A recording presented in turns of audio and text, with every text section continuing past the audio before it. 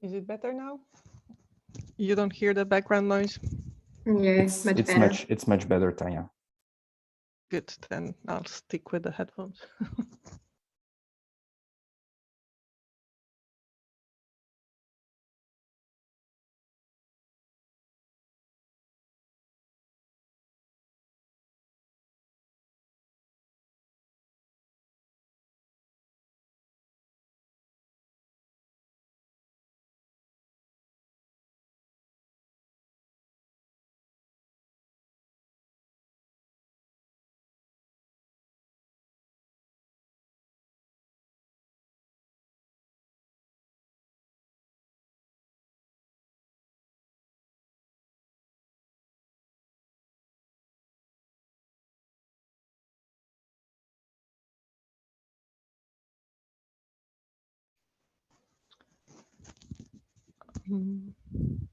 Tanja, I think you can start.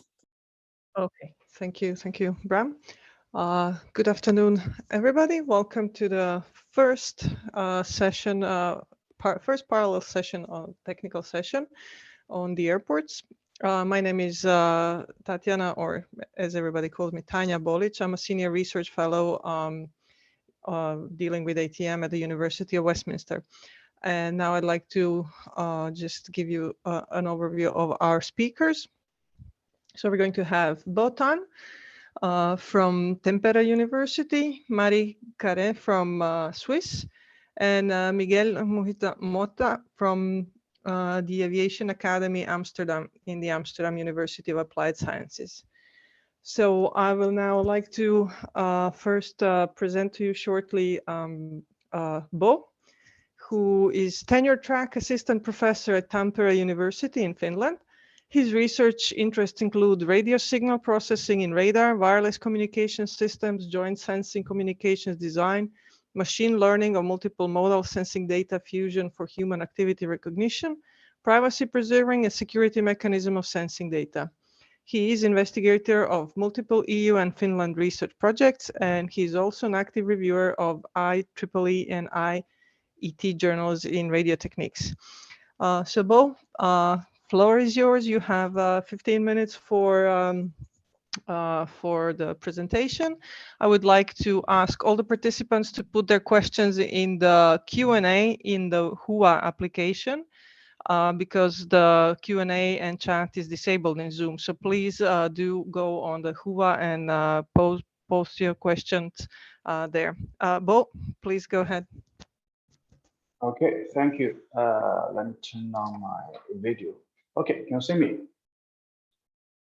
Okay, good. Yes, so we see your presentation, please. Okay, good.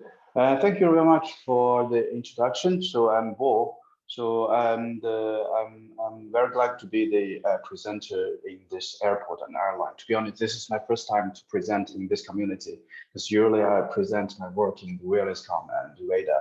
So here we have a very long order list where I will not introduce them one by one to save time, but our topic is on how to improving the sensing and positioning via the 5G and the millimeter wave radars for the airport surveillance. So this project is actually this work is done under the project of the New Sense, and the New Sense is sponsored by the SESAR joint undertaking together with the European Commissions, and it is a collaborative work between the Tampere University, ENAC, and ALTES and Eurocontrol. And okay, let's go to the outline of today is like I will first of all to give some background and motivation why we want to do this work, why we use 5G sensing and positioning and millimeter wave to resolve the airport surveillance problems. And then we will introduce the three approaches we applied in this work will be the 3D vector antennas and positioning and sensing in the 5G framework, and also the sensing and artificial intelligence with a millimeter wave radar. And at last, I will give a quick conclusion on the future work. And mostly the future work will be under the framework of the New Sense project. And the motivation here, we have two actually motivation is one is the socio-economic factors. And we have the growth of the global air traffic. And because of this growth, and we have Also, we have lots of low-cost carriers like Ryanair or maybe Flybe, and because of this demandings, we may need some regional airlines and also like some regional airlines to take the passengers or maybe some other products. So, but actually, our premier airports is mostly overcrowded. So probably there are some potential strainings to go to the secondary airports because of the low landing fees and the fuel cost and the shorter ground time. So actually, in this kind of case, like to looking for the economic surveillance or monitoring solutions for the secondary airport, probably are a good topic for us to, or maybe a problems for us to resolve. So and there are some also technological factors. For example, like as realist communication people, I first time know this system called Advanced Face Movement Guidance and Control System, called the ASMGCS.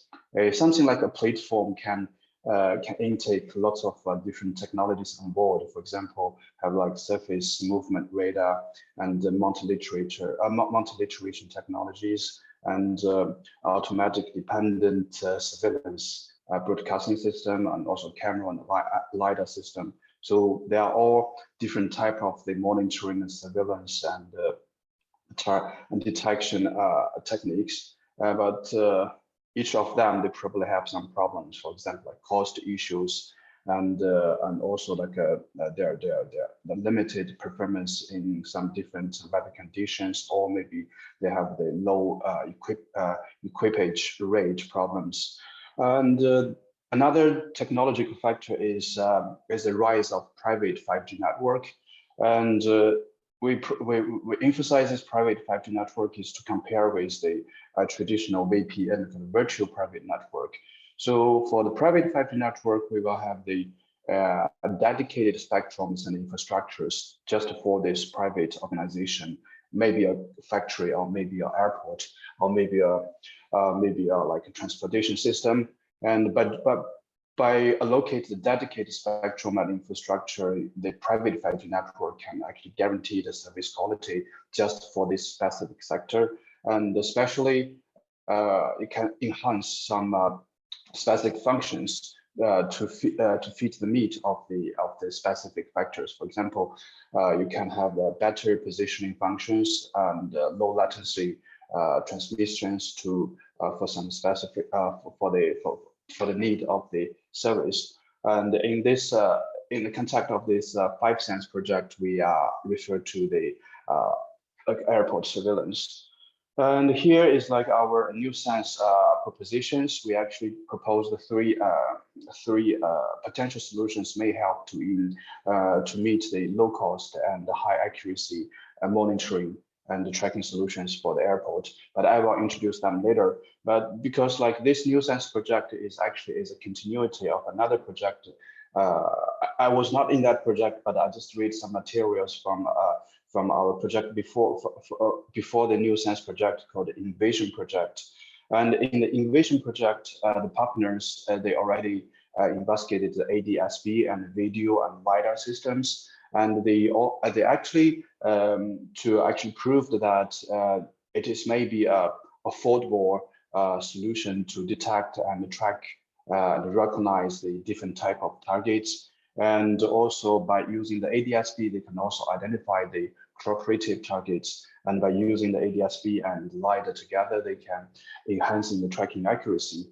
And here I see like affordable is maybe not really, because the cost of LiDAR is tricky.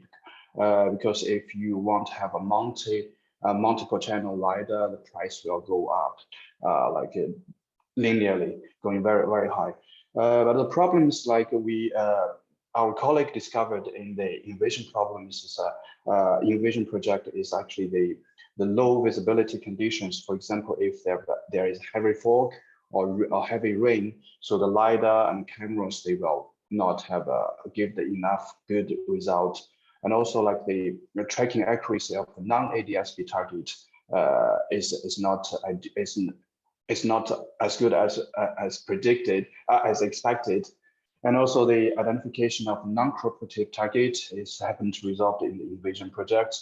And the coverage is also an issue. For example, if we want very high accuracy tracking with LiDAR, but the coverage of LiDAR is usually just limited to the 100 meters. And also like we need to further reduce the cost of the whole system. So, and then we actually think about whether we can using some like already existing infrastructure. For example, if we assume the 5G private 5G network may be already being deployed in the airport, so that means we probably can reuse the 5G system, the radio signals sent by the 5G signals for the positioning purpose or sensing purpose, and this is one of the motivation. And here I give a little bit more background on 5G, and in this picture, you can see that in the 5G release 16, in the 5G standard release 16, they already proposed a high precision positioning as one of the function we should have in the 5G system. And in the release 16, that will be released at 2021 this year, they have enhanced positioning accuracy. And actually for the 5G, they have two different frequency band. One is on the FR1.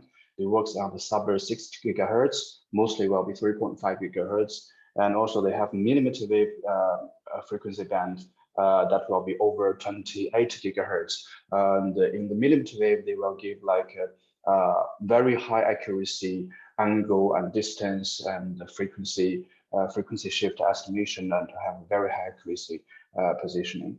So here is like as I mentioned that like in release 16 and 5G standard already mentioned the high precision positioning. So actually the number they want to achieve is 3 meters for indoor and 5 meters for outdoor in the over 80% of time they want to achieve. And the methodology they can use is they can use the multiple cell positioning by using the round trip timing, or by using the angle, or by using the time difference of arrival, like TDOA. So this is a multi-cell approach. And if you have one base station, 5G base station, they can measure the angle and time at the same time. So that means they can achieve the positioning by using a single base station solution. So in the release 17, and they have even more ambitions. For example, like in the transition from release 16 to release 17, you can see that they want to achieve the centimeter level accuracy for the machinery control, and also like they want the positioning latency can be as less as 10 millisecond, and also like very high capability. That means at the same time they want to localize and the tracking and keep the position of the million of the devices. And of course, it will need the help from the mobile edge cloud and fusion of different type of sensor information together to achieve this centimeter level accuracy and ultra low latency and higher capacity. And still, but in the release 17, the sensing function is haven't mentioned. And actually, in the mobile community, especially in the standardization of the 6G, we already in lots of the white paper of the 6G standardization and sensing together with the positioning already is already showed on the agenda. And also like to achieve this high accuracy, so the millimeter wave signal will be definitely used for the positioning purpose as well as the sensing purpose. So here I give like a little bit more background on 5G. So let's go back to our new sense proposition. So here we try to use the 3D vector antenna, and which is naturally identify the spatial property of the radio signals, which spatial property I mean here is the angle. And the 5G reference signal is actually already defined in the 5G physical layer frames. And at the head of the frames, we have some certain predefined sequences that's known by the transmitter and receiver. So we can take advantage of this reference signal for the timing and angle estimation. And sometimes we can also use to estimate the velocity of the target. And also like at last, we were also trying to leverage the signals in the higher frequency band, like millimeter wave band, for the very high resolution target localization, and also like to applying the machine learning techniques, trying to recognize different type of target from the reflection of the millimeter wave signal. So this is overall the background of the motivation. So then I will introduce the three technique separately. The first of all is the 3D vector antenna. So the principle of the 3D vector antenna is actually is composed by the 6 orthogonal co-located antenna together, and the 3 for the electric and 3 for the magnetic elements dipoles. But in fact, we do not have to use the dipole. As an example I showed here is developed by by our partner ENAC, and they are not using dipole. They are actually using some patch antenna. And actually, from the signal model of this of the 3D vector antenna, you probably can see that I have Fs. They are vector to show the property of the elevation angle and the azimuth angle. On the azimuth angle dimension, we have like omnidirection, and then on the elevation domain, we have like a hemisphere scan of the space, and then we know which angle the target is. And also like we have the polarization vectors that actually we are not using this property in this project. Mostly we are taking advantage of the angle properties. So in this picture I showed is a 3D vector antenna developed by our partner ENAC. They already fabricated this antenna. We will send this antenna to our university. We are testing the actual angle recognition performance. And here is some preliminary measurement of the 3D vector antenna. So on the left-hand side, you see the reflection coefficients and isolation coefficients. So actually, for the antenna our ENAC designed is used for we use a signal from 1.3 to 9 gigahertz. This is actually quite wideband, but actually the performance is optimized between 1.9 gigahertz to 3.5 gigahertz. That will be the 5G FR1 spectrum. So as I highlighted here in the shadow of the pink here, that in this area we can see that we have a very low reflection coefficients. We control them almost like around minus 20 dB, and also like here in this area of the isolation coefficients, we will also like control them almost below the minus 20 dB. And on the left-hand side is the core and cross polarization of the electric dipole and magnetic dipole. As I said, that in this work we are not trying to exploit the polarization properties. So, but anyway, we just show the measurement result here. But and you can see that we have very good like the two polarization have very good orthogonal properties here.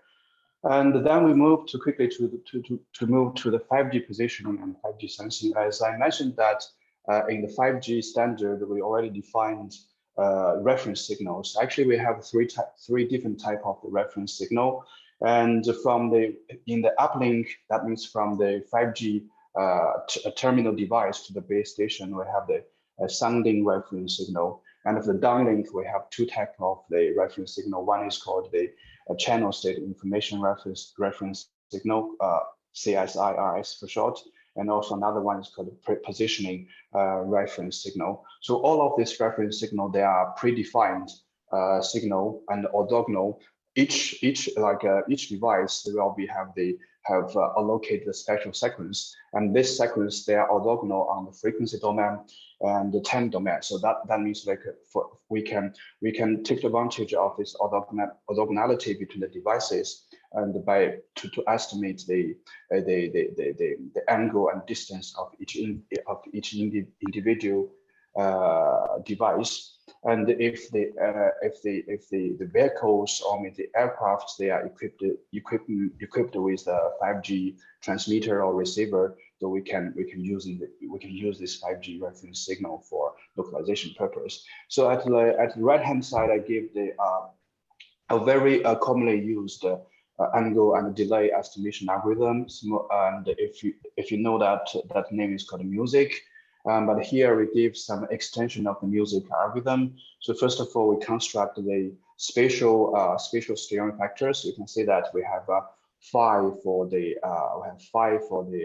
azimuth angle, and the theta is elevation angle. And then we construct. Bo, could I just ask you to speed up? You have 5 minutes in the total slot for you. Okay, So no problem. We won't have no time problem. For That's fine. That's fine. I can skip some details here. And then we also have like another statistic based algorithms called the expectation and the maximization algorithms. And both of the subspace and the EM algorithms that can be used for the angle and delay estimation. So and here, and also like 5G signal cannot only used for the position, and it can be also used for the sensing. So here we applying the radar signal processing to the 5G SI signal. So assume that we have the aircraft is flying along the cross range direction, and then all the ground target, they can reflect their signal back to the aircraft, and then we can apply the SAR signal processing to create an imaging of the airport, the imaging of the ground target. So here we give the preliminary simulation result of the positioning and the sensing. On the top of picture, we showed the on the top is the angle estimation based on the 5G reference signal and the 3D vector antenna. And in the middle, we showed the positioning accuracy based on the angle estimation and the delay estimation together. And at last, we made a simulation of the airport of Murrieta Airport, and we built a 3D model of the airport, and using the ray tracing to build the channel model and to make the and applying the imaging processing. And we can see that in our processing result, we can see the highlighted spot. They are actually reflections from the main buildings in the airport. And then at last is our millimeter wave radar, and actually in our millimeter wave radar we applied the phase coherent FMCW radar, and with multiple receiver to recognize different angle, and also we can output the range velocity information from this millimeter wave radar, and also we do the data interpretation with the artificial intelligence. So here I will ignore the detail of the radar signal processing. Basically, we can apply the spatial FFT for the angle, and the range FFT for the distance, and the Doppler FFT for the velocity, and then we can have this angle, distance, and the velocity together that's the targeted property. And here is like this, like we can by exploiting the Doppler detection, the sequence of the Doppler detection, we can understand the motion status of detected target. And this motion, because of the high resolution of a millimeter wave radar, this Doppler record, sometimes it can be used as a signature of a different target. At the right-hand side, I showed the example. It's not done in this project, but it's done by some other groups. And they actually exploited the signature, the Doppler signatures of UAVs and the birds. And they actually can using this Doppler signatures to differentiate or recognize different type of the target that are around the airport for the security purpose. So this is why we choose the millimeter wave radar as well. So at last is my conclusion. So in the New Sense project, we try to propose to looking for the economic surveillance solutions that can be used in the secondary airports, and the private 5G network that can work or together with the ASMGCS, or they can be part of this ASMGCS system. And the preliminary results have been done with for the 3G vector antenna measurement and 5G reference signal position and sensing and millimeter wave radar sensings. But all of these results, they are all scattered. We need to actually integrate them together. So actually our next work will be to do the experimental 3D vector antenna angle and estimation performance evaluation with our 5D testing network in our campus, and also to verify the angle and delay algorithms and the imaging capabilities with the practical 5G radio samples, and also like intelligent target recognitions with Doppler signature of the millimeter wave radar, and also at last is jointly target registration based on the sub-6 GHz SAR imaging and the millimeter wave radar detection together. So thank you very much. So this is my presentation, and I hope I didn't over the time too much. Thank you, Bo. We have one question for you in the Q&A. Okay. It says, how would you see this positioning being used for urban air mobility or manned eVTOL? Sorry, let me try to go to the website and have a look. Okay. How could you see this positioning being used for the UAM and unmanned? Could you let me know what is UAM? I don't know what that is. It's urban air mobility. So for this type of like drones or small vehicles, that would be urban air mobility. Would be small vehicles that are flying around the cities. And, okay. Yeah, actually, we not in this project, but actually I have another project is to developing the joint sensing and communication solutions based on the millimeter wave for the drone swarming. So this actually is like we trying to leverage the high resolution of the millimeter wave signal to detect the distance and angle of the other drone, and meanwhile to piggyback the information together to the other target. By doing this, we can actually to help to keep the connectivity and meanwhile to understand the distribution of the drones. The truth is like I think using the 5G network to control tracking the drone is one of the important we call the vector application of the 5G system. So if you check the 7 different vectors of the mobile system, one is where we have healthcare, we have manufacturing, we have intelligent transportation. So I think the drone, the control and positioning and the tracking of the drone in the urban environment with the 5G network is quite a hot topic in the mobile community. If you search online, there is one EU-funded project is called a 5G drone. They are actually using the mobile techniques for the UAM. Okay, thank you. Thank you very much, Bo. We will now move to our next presentation. Thank you very much. Our next presenter is Marie Carre from Swiss. She's in the process and project management of the operations department at the Swiss International Airlines. And she will be presenting the paper Identification of a Consensus in a Multicriteria Decision Process Involving Several Decision Makers. Marie, floor is yours.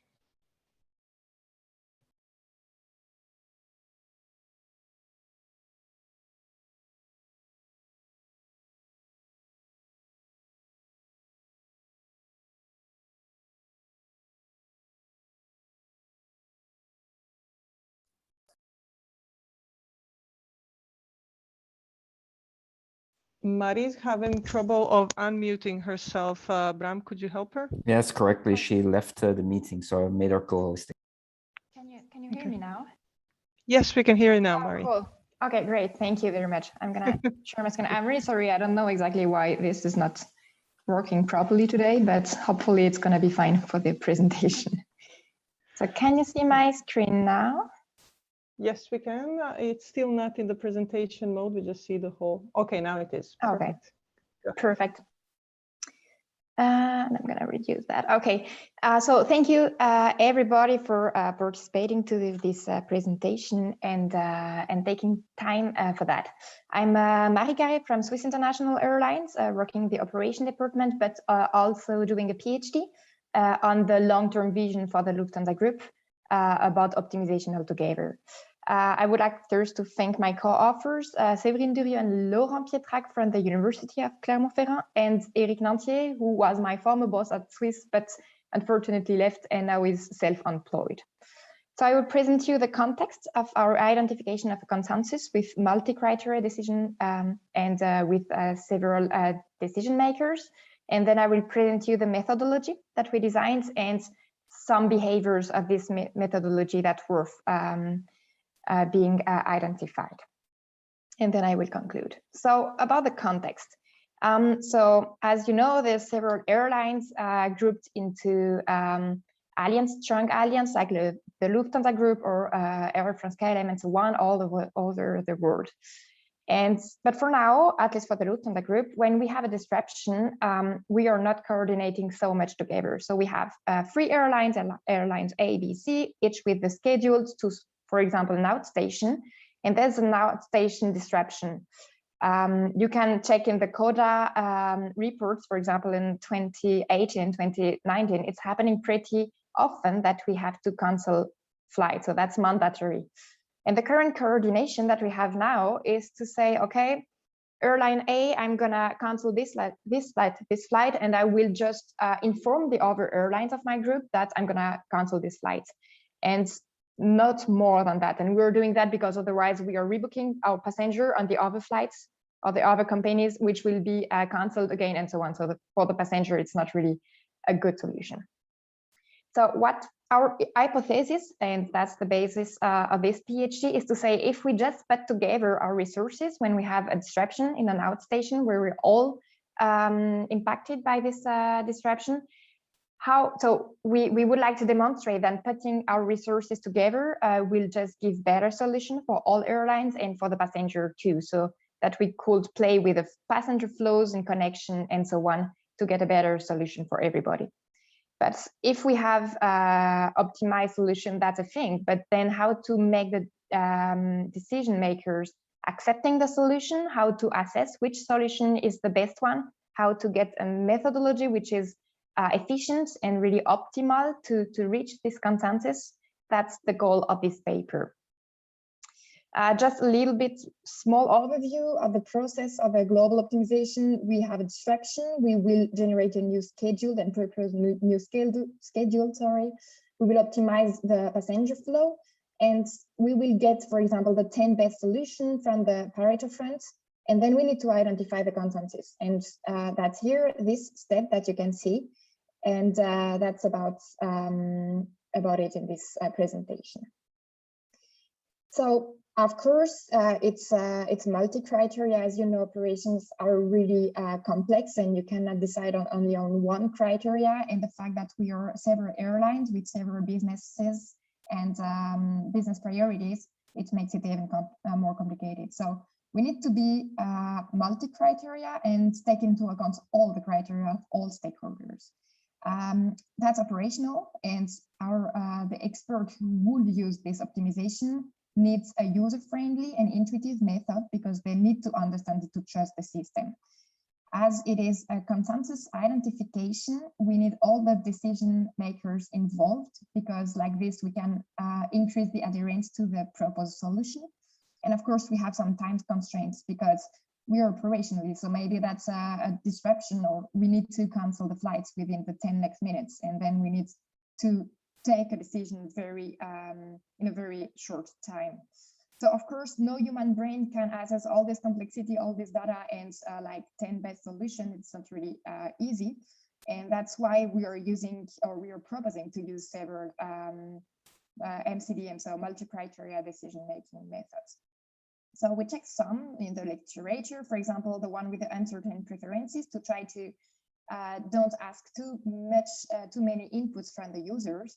And for example, the Choquet integral or the Sugeno value-based integral, but they're really not intuitive and easily unstable for people who are not experts. So that's not really suitable for our problem. We checked also the main MCDM methods like the MAUTs or the multiple attribute utility theories, the TOPSIS, the AHP, so analytical hierarchy process, but also outranking methods like Prometheus and Electre. And this translates very accurately the decisions maker preferences, but it's really time consuming because you have to do pairwise comparison. And finally, we also checked all the social voting theories like majority election, two-round election, the Condorcet method, which is counting the number of time one solution is preferred over another one, or the Borda method, which is the one used in the competition sport, with allocating points to each candidate at each round. And that's giving fast results. That's well known from everybody. So it will be very user-friendly, intuitive for our users, but the modeling is not really accurate.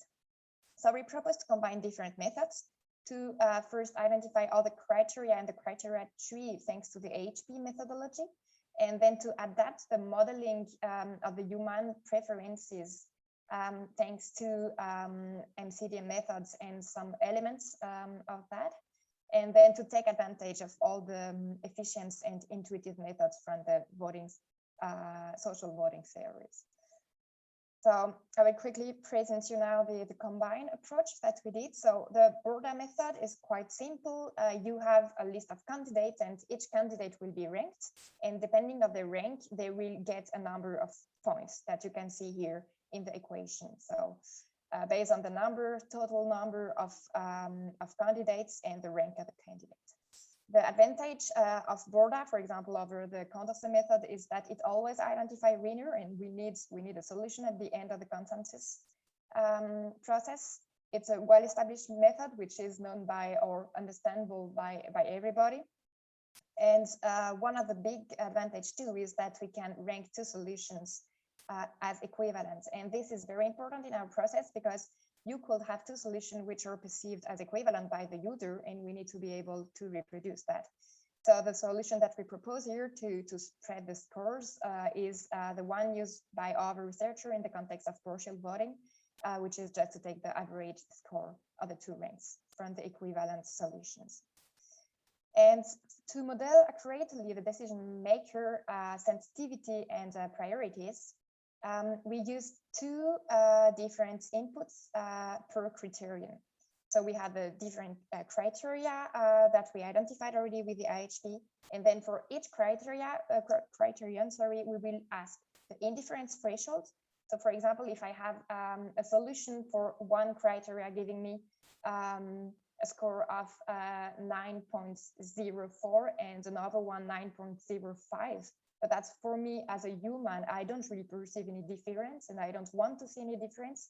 I could say, okay, indifference threshold for this criterion is 0.1, and then these two solutions will be ranked equivalent. And the second input that we're asking to the user is the acceptable interval of performances. Because a typical case is, for example, you had to mandatory cancel 20%. Normally, that's what we receive via Notam. But maybe in Zurich, it's really the chaos with the snow, and we have anyway to cancel a lot of flights. And we will be kind of happy if the other airlines could take over our passengers flow, and that we could maybe cancel more for the group in the name of the group. So maybe our acceptable performance interval will be between 20% and 40% of cancellation, and not only 20% maximum. So just pretty quick on a very simple example to illustrate that. So you can see on the right, the sixth solution, and for one criterion. And so you have the interval of acceptable performances here, the red box, and you can see that S5 and S4 are together in this interval. So they are ranked equivalent, and they're ranked both in rank 1 because belonging to OI. So we just use the average, and then the border points received by S4 and S5 are 4.5. Then you can see that the next one is S6 here just after. So we will rank S6 as third. And then let's imagine that our indifference threshold here is this green box. And you can see that S3 is equivalent to S2, but also S1. And when we have a conflict like this, we defined that we will take the distance between the two performances, which is the lower. This will be the equivalence. So you can see here with the equations, and the second one then will get the rank after. So here you can see that S2 and S3 are ranked equivalent, both get the 2.5 score, and then S1 is ranked last. And so now I'm gonna highlight, oh no, sorry, I just gonna highlight a little bit the concept, how we reduce that in this two-step approach. So first we will present each criterion here that you can see in the spider graph, where the user can give for each criterion the thresholds in different thresholds and the acceptable performances interval. And then based on these inputs, we will run a first border rounds. So one criterion will be one voter, and we will propose a ranking based on that automatically, which is then pretty efficient with calculation steps. We give again the possibility to the user to check the ranking and maybe says, okay, that's not what exactly I want, because all the data that we have is not giving the complete situation, operational situation, and maybe they know that something is happening and we don't have it in the data for now, but they have this situation awareness. So we allow the user to adapt the ranking if they want, and then they submit the ranking, and each user, so each airline has one ranking, and then we do a second round of border, and this time each airline is one elector, and then it gives us the complete, the global ranking. So let's illustrate it on a small and simple use case. You can see here airline A, B, C just rank their, so that's 8 solution according to the preferences. You can see that some can rank equivalently the S1, S3, S4, S7, sorry. As S1 is ranked third by airline A, it gets 5 points. It's ranked second by airline B, but it's sharing its scores by S3 and S7, and that's why it gets 5 points. And airline C ranked it first, so it gets 7 points. So in total, it gets 70 points from the border method, and S2 is the same, ranked twice by 2 airlines, so 7 points plus 6 points as it's ranked second by C. And then you can see you have the border points here, and then you can know global ranking, the solution 1 is S2. What is important to know is if we have very different view from the users, maybe we need to know how the method is reacting. So here, for example, S3 is ranked pretty averagely by all airlines. And then you have S1, which is favorite for one, but kind of low ranking for the 2 others. You have S6, which is favorite from one, ranked first by airline A and last by airline C. And then S8, which is first for airline C and pretty badly ranked for airline A and B. And here you can see that the solution, which is ranked averagely, so not preferred by anyone, but not less preferred by anyone, is ranked as first. And this outlines the border behavior that it is aiming to reach a consensus and not get the majority, but really reach the consensus, the global consensus. We will now check with very imbalanced ranking what is happening. So you have S1 preferred by one, but less preferred by the airline B, and kind of well ranked by airline C. And you have kind of the contrary for S8, but with the average here. And you can see that S1 gets more points than S8, which means also that border can identify controversial solution. And that's something which is very important for us, because the airline which ranked, for example, S1 as the worst rank, then need to be compensated at some point if this is the solution which is implemented. And that's why we need compensation mechanism. And the goal is to introduce then and ensure the long-term equity. So one possibility will be to include some weights. So that's a small example here. So as a compensation mechanism, let's say airline A was advantageous slightly during the last round, airline B were slightly disadvantaged, and airline C was at the equilibrium. And then that's the way that we gave 0.9 for A, 1.1 for B, and 1 for C. And then you can see that's exactly the same ranking than last slide. And you can see that now S8 is preferred than S1. So that could be a possibility to introduce some compensation mechanism, but that is something then for the future research path. And as last comment here, you can see then that S8 and S1 are equivalent here, and it will be then worth it to use the Condorcet method and to say, okay, Borda did identify two best solutions, but S8 is preferred twice over S1 by B and C, and S1 only by airline A. So S8 will be the consensus. That could be a method.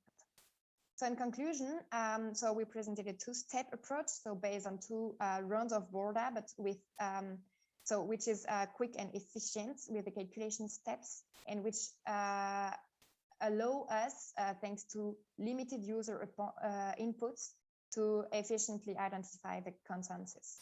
The model the human sensitivity is modeled thanks to the indifference thresholds, and the preferences thanks to the interval of acceptable performances. That is a third approach that could be also maybe adapted to all the ATM stakeholders when there's some conflicts. And the goal then is to consider these priorities of the airlines and the sensibility, so that everybody just gain out of that, and with the equity calculation on a long term and not based on each situation. So compensation mechanism. And that's the further research path. So as said, it must be complemented with transparent and reliable long-term monitoring of the balances between all stakeholders. And we submitted a paper in the ATM seminar with the first step and definition, but there's still a lot of work to do there to grant that and to grant the trust of the users in the system. This could be adapted to the ATM level and not only to a group of airlines, but a group of airlines is easy for a use case application, because we are working all in the same case, in the same group, and we're not concurrent one with the other. And yeah, we need, and that's something that the ATM world need to tackle, we need to guarantee this equity not only on a one shot, but on a long term. And this will give far more flexibility and better global solution for everybody. And yeah, that is something we really believe will help also the ATM in the future. So if you need some references, you have it all in the papers at the end. And now I thank you for your attention. And if you have any question, I will be very happy to answer it. Thank you, Marie. I would ask our listeners to pose their questions in the Q&A section in the HUA application. Thank you very much, Marie. I have like one more of a, let's say, operational question, not so much on the math. How would you imagine the application of this method? I guess it would be some kind of a software that the airline representatives would interact with, or? Exactly. That will be a user interface that we are developing right now, actually, where a disruption can be defined. And then there's an optimization taking into account all the data and specificities of the airline, but from a global point of view, because we cannot assess, for example, we cannot go in details of all the crew business rules, because it's far too complicated for a normal optimization. We need a quantum computer, and we unfortunately don't have it. So that's why we need this global level of optimization. And then once we have optimized all of that, then we have these 10 best solutions, and we come back to each users, ask for the assessments to get the consensus, and that's exactly about what caused the paper. And then once we have the consensus, we implement it and we calculate all these equity balances or normal imbalances. So then for next rotation, next optimization round, we will be already able to give the right either tokens or weight for the identification of the next consensus. Okay, thank you very much. We have also one question in the Q&A section, and it says, under the proposed system, is strategic behavior a concern? For example, if a specific airline chooses to distort its preferences regarding some solutions in order to game the board account to favor other solutions or accrue more compensation points. I guess you also mentioned something in the as a fairness. I guess that links to this. So for this method, we did the hypothesis that all stakeholders are having a rational behavior, because first, it's all airlines are aiming at the benefits of the group, because we are all part of the same group, and that's why the use case application is first for a group of airline and not with concurrent airlines. So first, that's the first point. The second one is if you try to cheat the system, or you try to get more weights, for example, for you to get your favorite solution, you have this mechanism, long-term mechanism compensation, which take all of that into account. So you don't know exactly what will happen with the other users, because you don't know what are their rankings. And you don't know if you do that, if you try to cheat the system, you will pay maybe twice, because you will not have your solution, the one that you want, and you will have maybe to give some compensation to the other ones, and then have less weight in the next round. So it's really not in your favor to try to cheat the system. Okay, thank you. Thank you very much. Let me check if there's any other question.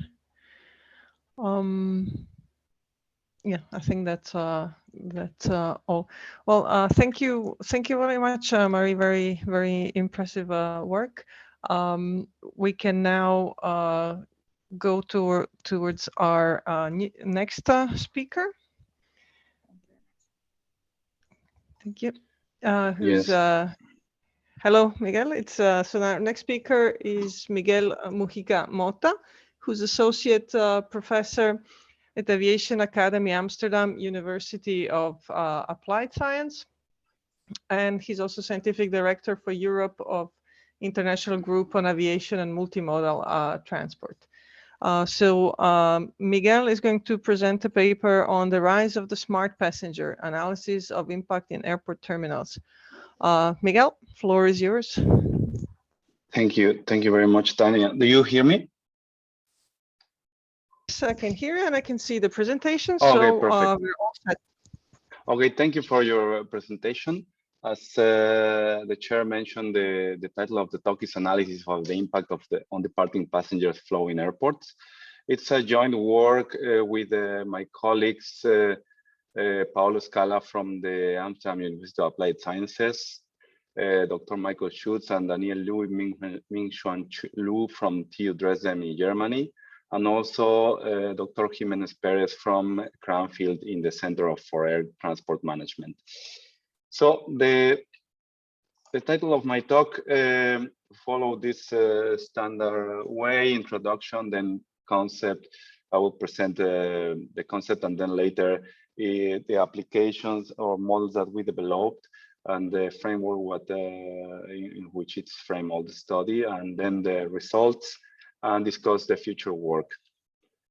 First of all, as more of all know, in pre-COVID time, we were our aviation was a very good business. It was growing at very good pace of 4 to 5% per year, which meant that we were struggling with problems until, of course, COVID struck all of us, and then it caused that basically the traffic was decreased to incredible levels of sometimes 20% of 2019. But luckily, or we hope that in the coming years we will recover as the traffic demand indicates. As soon as the borders were open in the US, the people is willing to travel, and the bookings, this is a graph from IATA, in which we can see that as soon as the US opened the borders, the demand increased drastically, and the same what happened in September when the travel ban were lifted in Europe.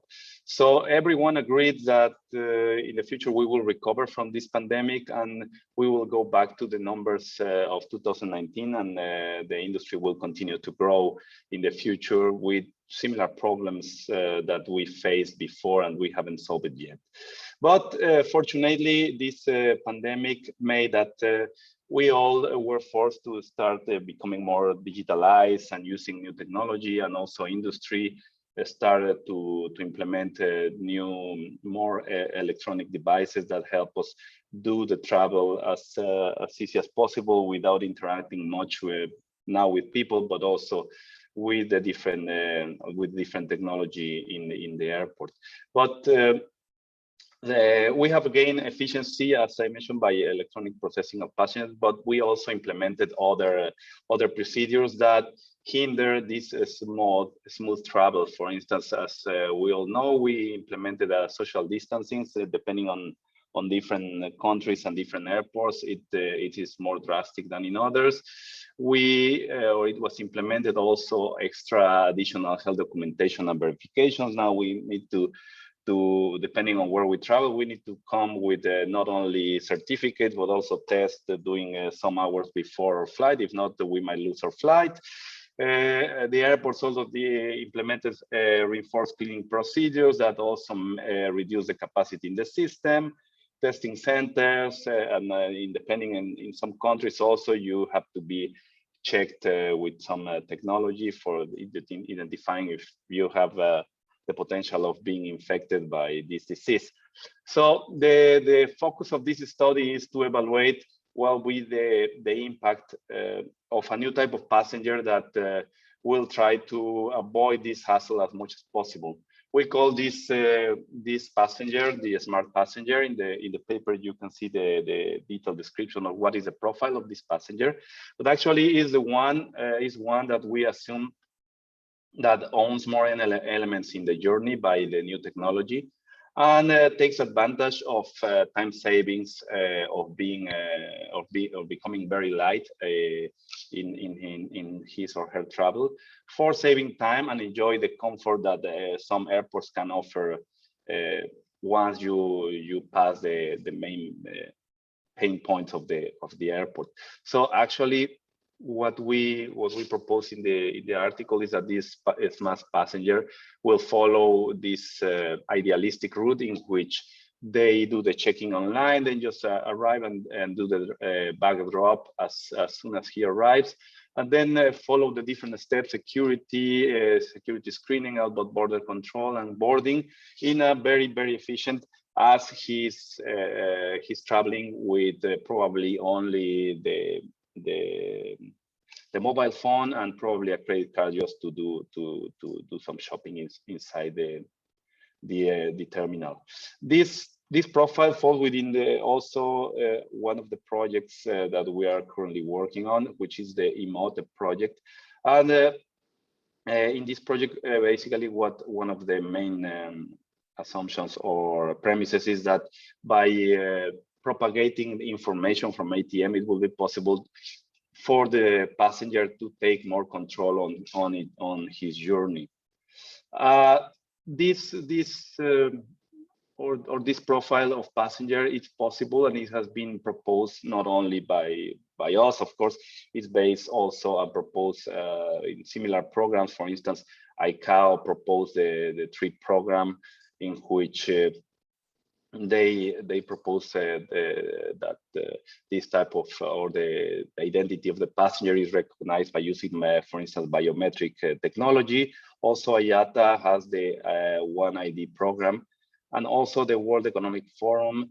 They have a concept which is the non-travel, in which they propose that the travel or the passenger can release some part of its personal information, so that when he uses the facilities, it's faster and they can be using this technology.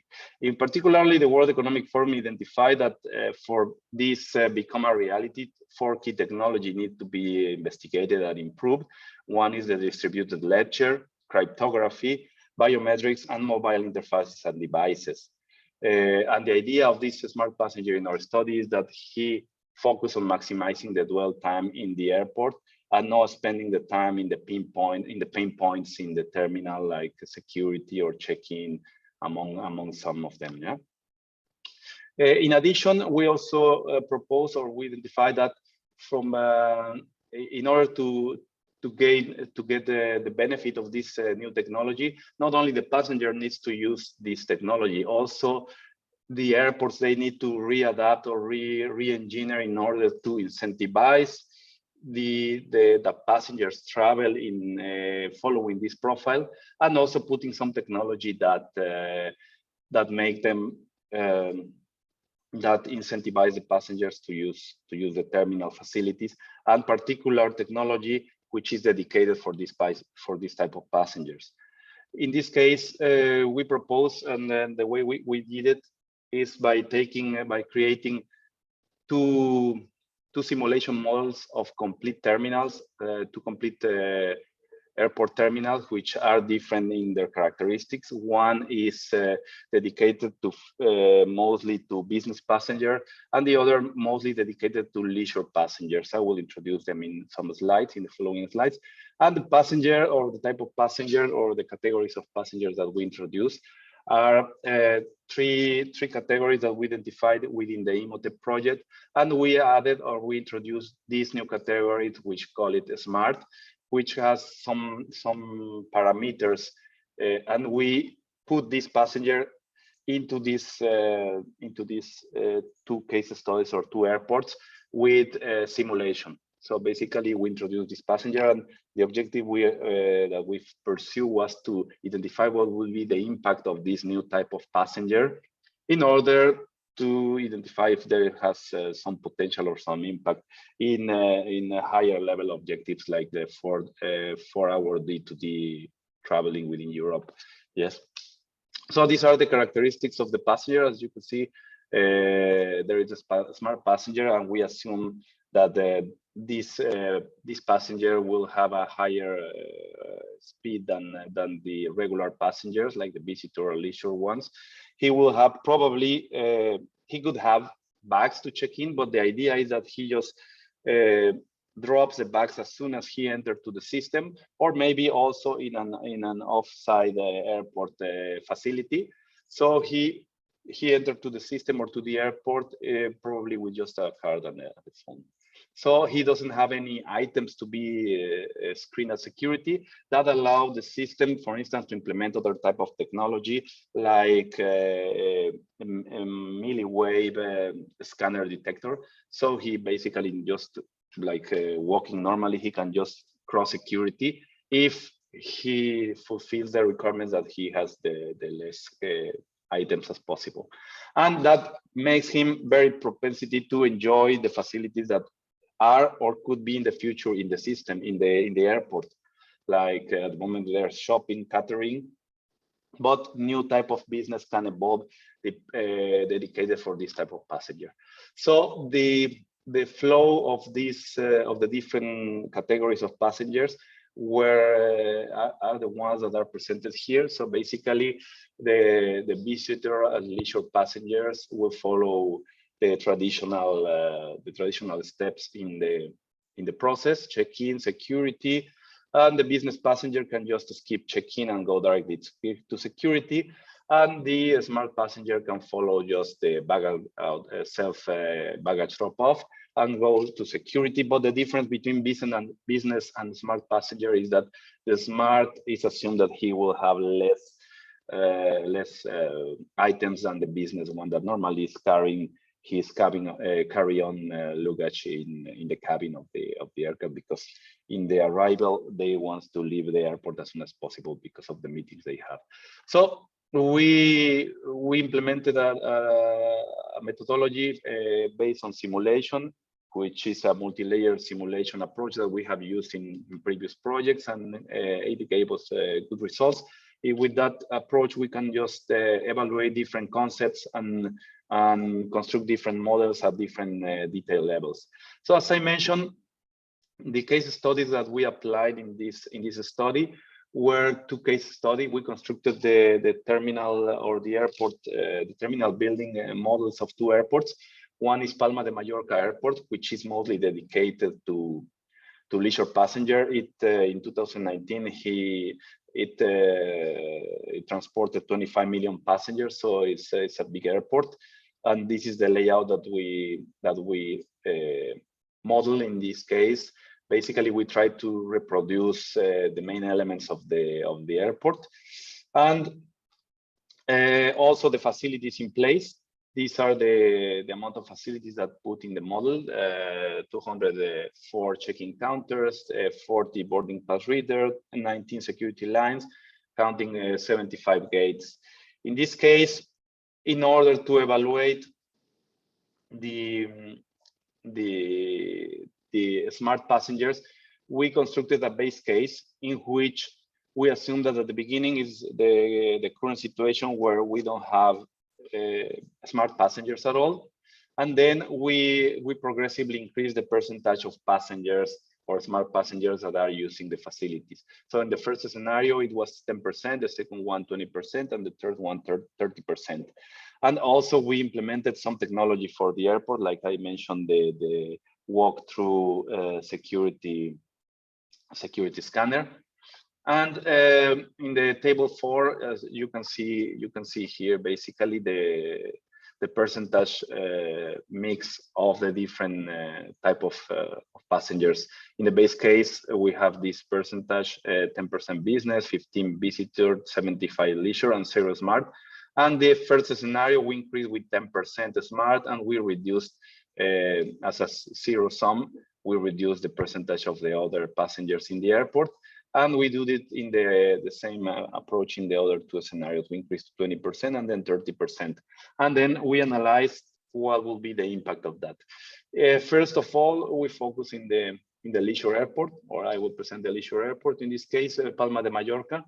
And these are the results for one of the KPIs that we consider, which is the check-in area and check-in waiting times. In this case, the check-in area, the queue length. As you can see first in the first square, the base case, this is without smart passengers. Then in S1, we can see the effect of the regular passengers and the effect of queue length for the smart. In this first scenario, we can see that the smart has like I think a couple of passengers just queuing. And then what is interesting to see in the next scenarios, as long as we increase the percentage of smart passengers, they had a growth in the queue length that was forming for the smart facilities. In this case, I forgot to mention that also in the airport, we dedicated 20% of the facilities just for the smart passengers. So we assume that by dedicating these facilities, we will be able to reduce the variability in the whole system and also increase the capacity of the total system, which is an effect already known from, for instance, manufacturing systems.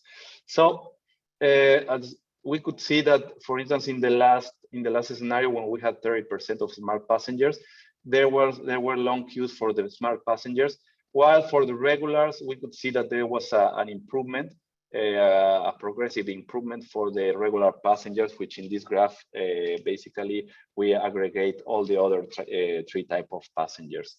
Regarding the queuing time, it was a similar effect. So in the best case, we had in average, in the median, 30 minutes, or less than 30 minutes for the queuing time. And then when we introduced the smart passenger, this was for the regular passengers that was reduced, and for the smart was increased, revealing that there was a lack of capacity for them. In the case of the security area, in the case of Palma, the main bottleneck was in check-in and security. We could only witness the effect of the increase of smart passengers, that it affected the other passengers positively, as we can see in the queuing times and the queue lengths. In the S3, you can see that it's much better than the base case for also the other passengers. In the case of London City, which is the other case, it's a business-oriented airport. It's a much smaller airport. and it processes in 2019 5 million passengers. It's dedicated mostly for business passengers, and these are the facilities. It's more digitalized and more electronic than Palma de Mallorca. It has 19 check-in counters, 8 boarding pass readers, 6 security lines, and 15 gates. And in this case, we follow the same approach. We dedicate 20% of the capacity of these airports for the new type of passenger.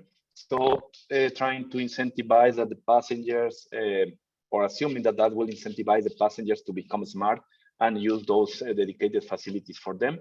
And the results are also in line with the previous case, with just some minor differences. In this case, as I mentioned, it's the same approach. We just increase from 0 to 30% in the three scenarios, apart from the base case. And the main or the most important thing are the results that we can see that in the base case. In this case, I only present security because it was the bottleneck in the system. Check-in, as most of them were already using the online check-in, there were no big problems in check-in. But in this case, security was the main pain point in this airport. And we identified that with the appearance of smart passengers, due to the reduction in capacity for the regular ones, the queue lengths were increased. But as long as the smart passenger percentage increased, that gave a good, very positive impact to the other passengers. As you can see in the second and third scenario, it overcomes the KPI of this KPI for the base case scenario, and it's the same for the queuing time. So basically, what we conclude is the following: is that the introduction or the rise of the smart passenger can bring benefits to the smart passenger itself, of course, because of the dedicated facilities to him, and also will bring benefit to the capacity of the whole system, as we could demonstrate by simulating this passenger in the system. Of course, what we propose is that the system needs to be modified or re-engineered at some point to adapt itself to gain the benefits of the new type of profiles and make the travel more efficient for everyone. It suggested to incentivize the smart technology for unlocking available capacity. In this case, I didn't present the throughput, but of course you can infer that the throughput will be increased, and in general, the passenger will have more dwell time to spend inside the terminal, just enjoying the facilities or the new business that will evolve in the future. Also, off-airport activities and new business can appear with the rise of the smart passengers. So basically, we can just step into the airport and just in a couple of minutes, just being inside the catering, shopping, or massaging area that might be in the future. Okay, so coming from the feedback that we received, we propose to do the following future work.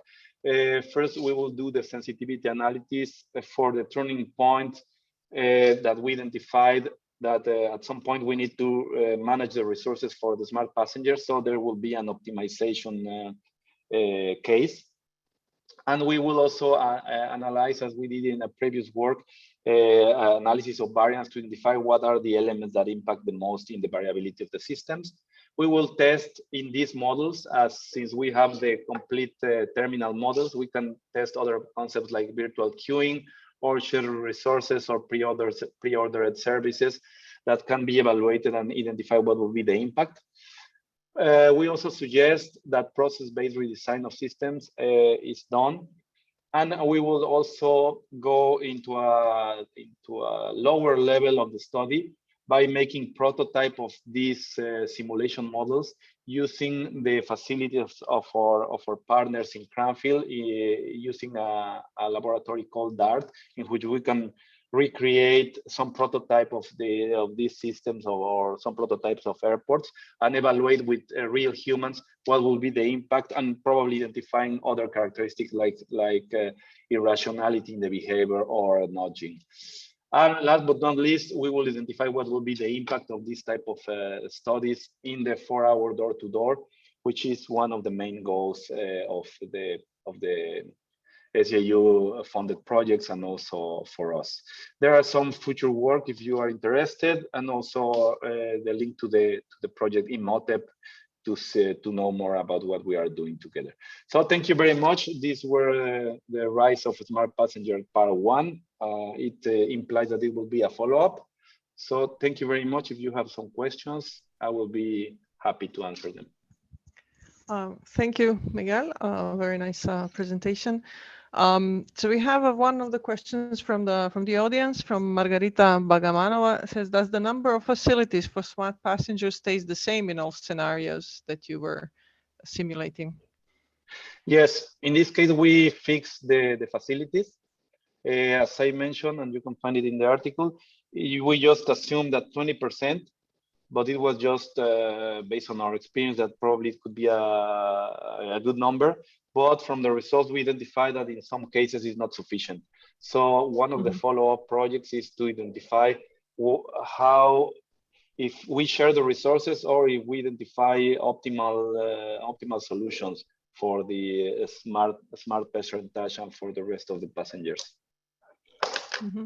And I assume, I guess the base scenario that you don't have smart passengers, that's something just to have something to compare with, right? Because even in today's, even few years back, we still had some that you could term smart passenger from your perspective, right? So if I understood your question correctly, is that the base case will be modified as well? No, I mean, I'm saying, like, I mean, even in the current situation, you still have some passengers that could be termed smart, depending also on the airport and the airport type of processing things that you have, because you could do things like that at Heathrow even a few years back, right? Yes, actually, in our study, we proposed the smart passenger as a new category. But as you mentioned, probably there is some overlapping between the previous 3 categories and the new smart category. So one of the innovative concepts is that we propose that also the airport needs to adapt to this type of passengers to incentivize that we transform ourselves into a smart passenger. And by simulating it, we can see that there will be a positive impact, not only for us, but for everyone. Yeah, very nice. And we have also another question from the Q&A from Fares Nasser asking, could the methodology of airport modeling be also applied to vertiport modeling for future air taxi transport purposes, or do you see limitations here? No, that's a very good question. And the methodologies, it can be applied. Actually, we're doing something similar in another project, which is called X-Team Door-to-Door. We are recreating the transport of passengers from one location in Europe to another. And we will be evaluating in one of the scenarios what will happen or what will be the key performance indicators in 2015, where we have the flying taxis, for instance. And actually, it's one of the H2020 funded projects on multimodality. Okay, thank you. Thank you very much, Miguel. I think we are now done with our presenters. I would like to extend a great thanks to all our 3 presenters, to Miguel, Marie, and Bo. And I can now leave the floor to Bram that can show us the poster teasers.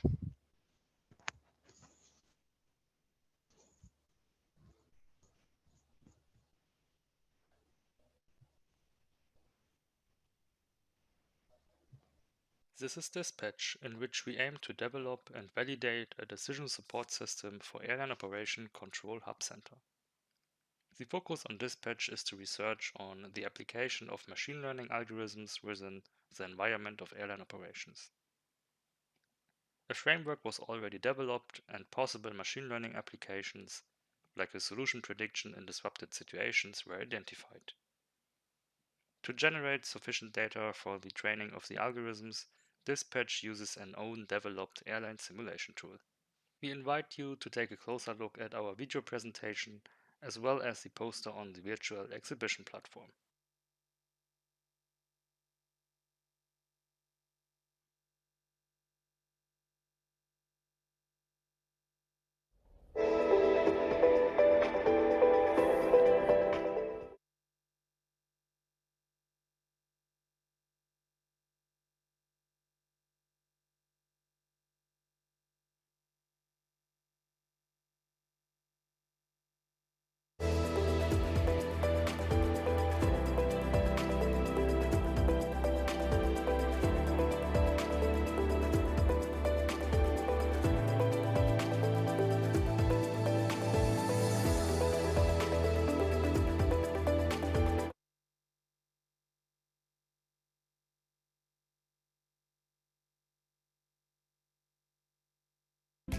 the development of an integrated and optimized runway sequence around 40 minutes before touchdown for landing aircraft and planned takeoff for departures will ensure predictability and accuracy of arrival landing times and departure takeoff times.